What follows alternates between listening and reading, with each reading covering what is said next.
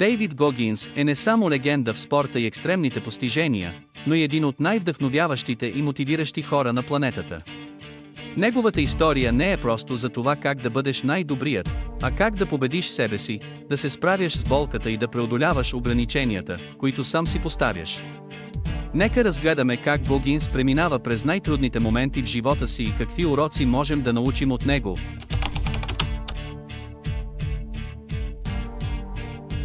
Дейвид Гогинс е роден на 17 февруари 1975 г. в Бъфало, Ню Йорк, семейство с много трудности.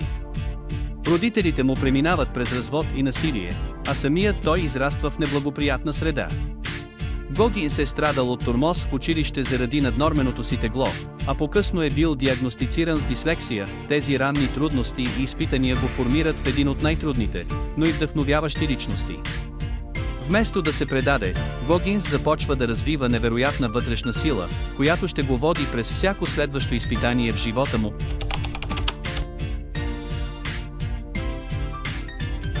Дейвид решава да се присъедини към армията, но пътят му към успеха не е лесен.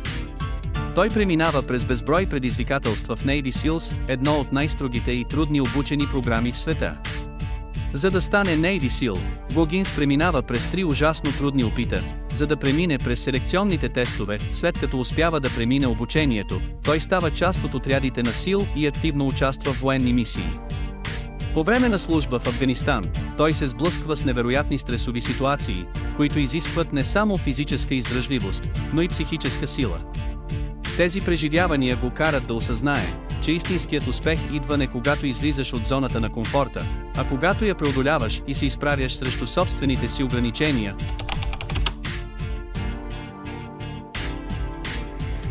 След военната си кариера, Гогинс решава да се посвети на спортни предизвикателства. Той започва да участва в ултрамаратони, като първото му голямо изпитание е Badwater 135, който се провежда в Сахара, при температури над 50 градуса Целзий. Гогинс не просто участва в тези състезания, но ги завършва с невероятни резултати.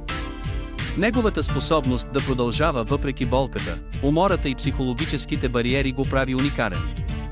За него няма "не мога". Той е уверен, че в повечето случаи, ограничението не е физическо, а психическо.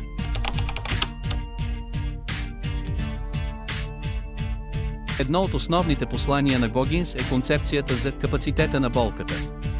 Той твърди, че болката е просто сигнал, а когато можем да контролираме реакцията си към нея, тя става не само преодолима, но и мотивираща.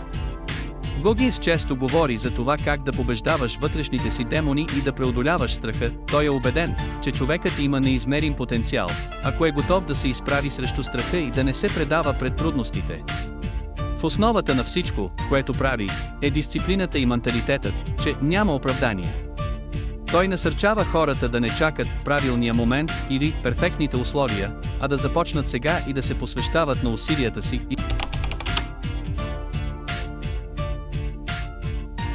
Историята на Дейвид Гогинс е за това как да станеш най-добрата версия на себе си, независимо колко тежки изглеждат обстоятелствата. Той ни показва, че няма ограничения, освен тези, които сами си поставяме в умовете си. Ако можем да преодолеем психическите бариери, можем да постигнем всичко. Гогинс е живото доказателство, че когато се изправим срещу болката, страха и трудностите, можем да открием сили в себе си, които не сме и подозирали.